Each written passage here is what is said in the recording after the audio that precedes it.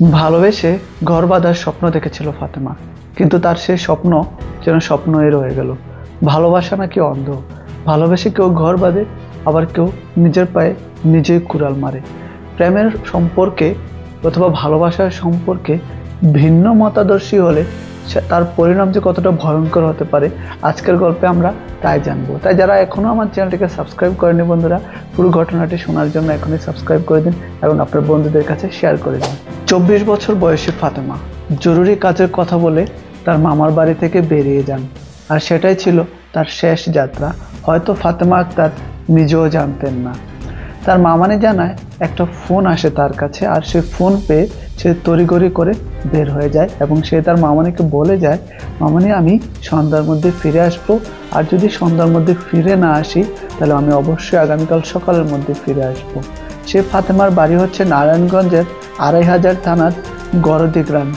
তবে ছোট থেকে তিনি মানিকপুর গ্রামে নানির বাড়ি থেকে বড় হয়েছেন। পাশাপাশি গ্রাম ছিল, তার মায়ের পাশাপাশি গ্রামে বিয়ে হয়েছিল, তাই ছোট থেকে সে নানির বাড়ি থেকে বড় হয়েছে। বাপের বাড়িতে তার আসা যাওয়া ছিল, আর সে বড় হওয়ার মাঝখানে তার একবার বিয়েও হয়েছিল, তাই সে কিছুদিনের জন্য স্বামীর বাড়িতে ছিল। কিন্তু খুব অল্প দিনের মধ্যে তার ডিভোর্স হয়ে যায়, আর সে ডিভোর্সের সুবাদে সে পুনরায় ফিরে আসে। আর যেহেতু সে মামার বাড়িতে ছিল অথবা নানির বাড়িতে ছিল, সে পুনরায় নানির বাড়িতে থাকতে শুরু করে। ফাতেমা আক্তার তার নানার বাড়িতে থাকতেন, আর তার নানাদের বাড়ির পাশেই ইউনুস আলী নামে এক যুবক ছিল। তিনি 9 বছর ধরে মালয়েশিয়া প্রবাসী। 2020 সালে তিনি দেশে আসেন, আর তখনই করোনা শুরু হয়। করোনার কারণে তিনি পুনরায় মালয়েশিয়া ফেরত যেতে পারেননি, আর তখনই তার সাথে ফাতেমা আক্তারের একটা সম্পর্ক গড়ে ওঠে। আর যেহেতু তারা তখন বাড়িতেই ছিল পুরো সময়, আর তাদের সেই সম্পর্ক যেন জমে ক্ষীর হয়ে যায়। তার সেই সম্পর্ক সম্পর্কে সবাই তো জানতো না, তবে ফাতেমা তার মামানিকে জানিয়েছে এবং তাদের দুজনের মধ্যে সেই সম্পর্কটা সীমাবদ্ধ ছিল। ফাতেমার নিখোঁজ হওয়ার 3 দিন আগে সে তার বাবার বাড়ি গিয়েছিল এবং ইউনুস আলীর একটা ফোন পেয়ে সে তড়িঘড়ি করে নানার বাড়ি চলে আসে। যখন তার মামানে জিজ্ঞাসা করে এত দ্রুত কেন চলে আসলি, তখন ফাতেমা আক্তার জানায় ইউনুস আমাকে ফোন করেছে এবং সে বলেছে সে আমাকে বিয়ে করবে। আমি মূলত বিয়ে করার জন্যই এখানে চলে এসেছি। তখন তার মামানি জানায় বিয়ে করবি তো সবাইকে জানিয়ে বিয়ে কর, কিন্তু ফাতেমা বলে যে না, ইউনুস এখন চাচ্ছে না সবাইকে জানিয়ে বিয়ে করার জন্য, আমরা এখন লুকিয়ে বিয়ে করব এবং পরবর্তীতে আমরা দু পরিবারকে জানাবো, সবাইকে জানিয়ে আমরা অনুষ্ঠান করব। এমন একটি কথা তার মামানিকে জানায় ফাতেমা আক্তার। ইউনুস মালয়েশিয়া থাকাকালীন তাদের মধ্যে প্রেম হয়, মুঠোফোনে তাদের মধ্যে যোগাযোগ হয়, ইমো এবং অন্যান্য সোশ্যাল মিডিয়ায় তাদের নিয়মিতই কথা হতো, আর সে তার সব কিছু সাক্ষী ছিল তার মামানি। তো সেই প্রেমের সূত্র ধরে যখন ইউনুস আলী 2020 সালে দেশে আসে এবং করোনায় আটকা পড়ে, তাদের সম্পর্ক তখন গাঢ় থেকে গাঢ় হতে থাকে। আর সেই গাঢ় হওয়ার সুবাদেই মূলত তারা দুজন একসাথে ঘুরতে যাওয়া, খাওয়া দাওয়া করা, আড্ডা দেওয়া, এই বিষয়গুলো তাদের মধ্যে দৈনন্দিন চলতেই থাকে এবং বাড়তেই থাকে। ফাতেমা নিখোঁজ হয় সোমবার, আর ঠিক তার কয়েকদিন পর বুধবার রাতে 12টার দিকে বিশ্বনন্দী বাংপাড়া এলাকার এক ব্যক্তি একটি নির্মাণাধীন ঘরে, টিনের চালা ঘর ছিল নির্মাণাধীন, সেই ঘরে তিনি কিছু লোকের অস্বাভাবিক তৎপরতা দেখতে পান। তিনি মূলত প্রাকৃতিক ডাকে সাড়া দিতে তার ঘর থেকে বের হয়ে আসেন এবং তিনি দেখতে পান মধ্যরাতের দিকে পাশে যে নির্মাণাধীন ঘর আছে সেখানে কিছু লোকের আনাগোনা শুনতে পান। তিনি হয়তো ভাবেন একটা নির্মাণাধীন ঘর, সেখানে হয়তো তারা রাতেও কাজ করছেন, তাড়াহুড়া করে তাদের ঘর তৈরি করার চেষ্টা করতেছেন, তাই তিনি সেই বিষয়টি নিয়ে তেমন মাথা ঘামাননি ওই দিন রাতে। কিন্তু পরদিন ওই ঘরটি ছিল ডালিম নামে এক লোকের। তো পরদিন যখন ডালিমের সাথে তার দেখা হয়, তিনি ডালিমকে জিজ্ঞাসা করেন কি ঘরের কাজ তো খুব তোড়জোড় করে চলছে, সারা রাত কি কাজ করেছেন নাকি? তখন ডালিম তাকে জানায় না, কাল সারা রাত তো আমরা কোনো কাজ করিনি, আমরা শুধু দিনেই কাজ করি। এ নিয়ে তাদের মধ্যে আর কথা হয়নি, হয়তো ভেবেছে কোনো ভুল বোঝাবুঝি। আর অপরদিকে ইউনুস আলী, তিনি তখনও গায়ে হাওয়া লাগিয়ে তিনি ঘুরে বেড়াচ্ছিলেন তার নতুন বাড়ি এবং পুরান বাড়িতে। এছাড়াও তিনি তার প্রতিবেশী ডালিমের মা ছিল, তাকে গিয়ে তার ভিট পাকা করার জন্য অফার করেন, বলেন চাচি আপনার টাকা পয়সার অভাব নাকি, কি লাগবে আমাকে বলেন, আমি আপনাকে টাকা ধার দেব, আপনি আপনার বাড়ির ভিট কেন পাকা করছেন না? তখন ডালিমের মা জানায় আমি তো ঘর মাত্র উঠালাম, ঘরের মাত্র তখন পিলারগুলো বসানো হয়েছে, উপরে হয়তো চালাও হয়েছে, কিন্তু সাইডের বেড়াগুলা এখনো দেওয়া হয়নি। তিনি জানান, এখনো তো আমি ঘরের বেড়াই দিইনি, এখন কিভাবে আমি ঘরের ভিট পাকা করব, আমি কিছুদিন পরে করব। আর তিনি যখন ডালিমকে প্রত্যাখ্যান করে দেন, তারপরে ডালিমের মধ্যে অস্বাভাবিকতা দেখা যায়। তার ঠিক কিছুদিন পরেই যখন মিস্ত্রিরা ডালিমের ঘরে কাজ করছিল, তারা বেড়া লাগাচ্ছিল, তখন মিস্ত্রিরা জানায় ঘরের একটি নির্দিষ্ট অংশ থেকে উৎকট গন্ধ পাওয়া যাচ্ছে, খুবই বিশ্রী গন্ধ বেশি আসছে। ডালিমের মা প্রথমে ভেবেছিল হয়তো কুরবানির পর, যেহেতু সময়টা, হয়তো কোনো গরুর চামড়া বা মাংস, হাড়গোড় এদিক সেদিক ছড়িয়ে আছে, আর এই জন্যই মূলত এই গন্ধের সৃষ্টি হয়েছে। কিন্তু পরবর্তীতে যখন তারা ঘরের একটি নির্দিষ্ট জায়গাতে মাছি উড়াউড়ি করতেও দেখতে পান, তখন ডালিম একটি কোদাল নিয়ে এসে সে জায়গার মাটিটা সরিয়ে যায়। আর সরানোর পরে সে খুবই আতঙ্কিত হয়ে যায়, খুবই ভয় পেয়ে যায়। সে যা দেখতে পায় তাতে তারা রক্তহীন হয়ে যায়।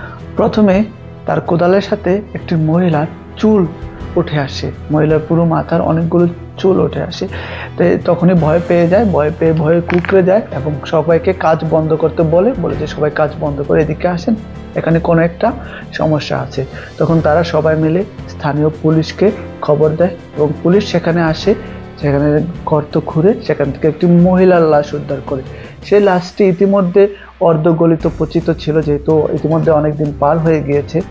পুলিশ সে লাশটিকে শনাক্ত করতে পারেনি। তাৎক্ষণিকভাবে পুলিশ বেওয়ারিশভাবে লাশটিকে সংরক্ষণ করে, এবং যেহেতু কারা বা কে হত্যা করেছে এ নিয়েও পুলিশের কাছে কোনো আলামত ছিল না, এলাকাবাসীও কোনো তথ্য দিতে পারেনি, তাই এটিকে পুলিশ অজ্ঞাত ব্যক্তির নামে পুলিশ একটি মামলা করে পুলিশ নিজে বাদী হয়ে। প্রাথমিকভাবে তারা ধারণা করেছিল হয়তো কোনো পতিতালয় থেকে রাস্তার মেয়ে এখানে এনেছে বন্ধুরা, কয়েকজন ছেলে মিলে, এবং তারা মজা করার পর তাকে মেরে এখানে পুঁতে গিয়েছে, এরকম একটি ধারণা সেখানে প্রাথমিকভাবে পুলিশ করেছিল। কিন্তু পরবর্তীতে যখন তাদের তদন্ত এগুতে থাকে এবং ওই মহিলার গায়ে যে কাপড় ছিল এবং ছোটোখাটো যে ডিটেলস ছিল সেগুলো তারা প্রকাশ করে। সেদিন ছিল 2020 18ই আগস্ট। ময়না তদন্তের পর যখন ফাতেমা আক্তারের কাপড় এবং অন্যান্য সামান প্রকাশ করা হয়, তখন তার পরিবার সেখানে আসে এবং সেগুলো দেখে তারা বলে যে এটাই তো আমাদের মেয়ে ফাতেমা আক্তার, যে কয়েকদিন আগে নিখোঁজ হয়েছিল। তার পরিবার তাকে শনাক্ত করতে পারে। তখন তারা পুলিশকে জানায়। পুলিশ যখন জিজ্ঞাসা করে আপনাদের সন্দেহের তালিকায় কেউ আছে কিনা, বা কেন ফাতেমার সাথে এরকম একটি ঘটনা ঘটতে পারে বলে আপনাদের মনে হয়, তখন তারা জানায় ইউনুস আলীর সাথে ফাতেমার একটা অবৈধ সম্পর্ক ছিল, এবং সেটা তারা যখন পুলিশকে জানানোর পরপরই কিন্তু সেখানকার এসআই আজহার তাকে গ্রেফতার করে। তাকে গ্রেফতার করার জন্য সিলেটের জয়ন্তপুর থানার পাহাড়ি এলাকা থেকে মূলত ইউনুস আলীকে গ্রেফতার করে পুলিশ। ইউনুস আলী সিলেট দিয়ে সে আমাদের পার্শ্ববর্তী দেশ ভারতে পালিয়ে যাওয়ার চেষ্টা করছিল। এই সময়ের মধ্যে কিন্তু সে তার পাসপোর্ট, তার পরিচয়পত্র, তার ভিসা সব কিছু পরিবর্তন করে ফেলেছিল, এবং নতুন ভিসা নিয়ে সে তার নতুন পরিচয়ে, নতুন পেশাতে সে ইন্ডিয়া পালিয়ে যাওয়ার চেষ্টা করেছিল। তো সে তার সব কিছু পরিবর্তন করে সে মূলত ফুল প্ল্যানিংয়ের সাথেই ফাতেমা আক্তারকে হত্যা করে। পুলিশ নিজে এটা জানিয়ে। যখন ইউনুস আলীকে জিজ্ঞাসা করা হয় সে কেন ফাতেমা আক্তারকে হত্যা করেছে, খুন করেছে, যেহেতু ফাতেমা তার প্রেমিকাই ছিল, তাদের মধ্যে এত ভালো সম্পর্ক ছিল, তখন ইউনুস আলী জানায় সে এবং ফাতেমা আক্তার প্রায় সময় তাদের মানিকপুরের সেই নির্মাণাধীন বাড়িতে যেত, তাদের যে নতুন ঘর ছিল সেই ঘরে যেত, এবং তাদের মধ্যে শারীরিক সম্পর্ক হতো, তারা সেখানে একান্ত সময় কাটাতো। আর এ থেকে মূলত ফাতেমার পরিবার কিছুটা উদ্বিগ্ন হয়ে পড়ে, ফাতেমার প্রেগনেন্সি বা অন্যান্য প্রবলেমে ফেসে যেতে পারে, এজন্য তারা উদ্বিগ্ন হয়ে পড়ে। তারপর সামাজিকতার একটা বিষয়ও আছে, বিয়ে ছাড়া এভাবে অবাধে মেলামেশা করাটা কোনোভাবে আমাদের সমাজ এবং ধর্ম মেনে নেয় না। তাই ফাতেমার পরিবার তাকে বিয়ে করার জন্য জোর করে যে তুমি আমাদের মেয়েকে বিয়ে করো। অপরদিকে ইউনুস আলীর যে পরিবার ছিল তারা ভাবে যে না, এই মেয়ের সাথে আমরা কোনোভাবেই আমাদের ছেলেকে বিয়ে দিব না। ওরাও আলাদাভাবে ইউনুস আলীর জন্য মেয়ে খুঁজতে থাকে। আর এই দুটানার মাঝখানে কিন্তু ইউনুস আলী ফেসে যায়। যখন ইউনুস আলী এখানে মাঝখানে পড়ে যায় এবং দু পরিবারে জানাজানি হয়ে যায় বিষয়টা, কিন্তু ফাতেমার পরিবার জানায় তারা কোনো চাপ প্রয়োগ করেনি। বাট ইউনুস আলীর পরিবার থেকে তারা কোনোভাবে ফাতেমাকে মেনে নেওয়ার জন্য প্রস্তুত ছিল না। কারণ আমাদের সমাজে আমরা দেখতে পাই ফাতেমা একদিকে ডিভোর্সে ছিল, আর অন্যদিকে ইউনুস আলী খুব স্বাভাবিক এবং তাদের পরিবারের দিক থেকেও তারা সম্ভ্রান্ত ছিল এবং ওদের চাইতে ভালো ছিল। ভালো পজিশন ছিল ওদের। তো ফাতেমা একদিকে ডিভোর্সে ছিল, তার নামে সমাজে বিভিন্ন কথা উপকথা ছিল, আর অন্যদিকে তাদের পরিবারও খুবই গরিব ছিল। এজন্যই মূলত এখানে বিভ্রান্তি তৈরি হয়। তারা কোনোভাবেই ফাতেমাকে মেনে নিতে চায়নি। ইউনুস আলীও কী করবে বুঝতে পারতেছিল না, কিন্তু ফাতেমার সাথে তার একাধিকবার শারীরিক সম্পর্ক হয়েছে। সে এখানে বিয়ে করতে হবে এরকম একটা বিষয় তার মধ্যে ছিল, এবং সে ফাতেমাকে বলেছিল বিয়ে করবে, প্রলোভন দেখিয়েছিল। আর অন্যদিকে তার পরিবার মেনে নিচ্ছিল না। আর এই জন্যই মূলত সে প্রেশারের মধ্যে এসে সে এরকম একটা সিদ্ধান্ত নেয়, সে ফাতেমাকে মেরে ফেলবে, খুন করে ফেলবে, হয়তো গুম করে ফেললে সে ভাবে যে আমি হয়তো বেঁচে যাবো ইন্ডিয়া পালিয়ে গিয়ে। আর তারই প্রেক্ষিতে সে প্ল্যান করে ফাতেমাকে ওই দিন তার মানিকপুরের বাসায় নিয়ে আসে। সেদিন তাদের মধ্যে সন্ধ্যাবেলা তাদের মধ্যে আবারও শারীরিক সম্পর্ক হয়, এবং সে ফাতেমাকে রেখে সে বাসায় যায়। সে বলে যে তুমি অপেক্ষা করো, আমি আসতেছি, এসে তোমাকে আমি আমার বাড়িতে নিয়ে যাব।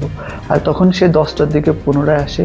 আসার পর তখনই কিন্তু তাদের মধ্যে আবার যখন কানেকশন হয়, সে তার বাহু দিয়ে পা দিয়ে ফাতেমার গলা চেপে ধরে শ্বাসরুদ্ধ করে ফাতেমাকে হত্যা করে। আর হত্যা করার পর তার যে পার্শ্ববর্তী ডালিমদের বাড়ি ছিল নির্মাণাধীন, সেখানে সে প্ল্যান করে ফাতেমাকে পুঁতে ফেলে। কিন্তু অপরাধী অপরাধ করে কখনোই বাঁচতে পারে না। আমরা অসংখ্যবার বলেছি, পাপ তার বাপকেও ছাড়ে না। অসংখ্যবার, হাজারবার, যতবারই পাপ করবেন না কেন, একদিন না একদিন আপনাকে অবশ্যই আইনের সম্মুখীন হতেই হবে। অন্যায় করে কেউ কখনোই পার পাচ্ছে না, আর কেউ কখনো পার পায়নি এবং ভবিষ্যতেও পাবে না। তাই আপনারা সবাই চেষ্টা করবেন এইসব অন্যায় থেকে দূরে থাকার জন্য।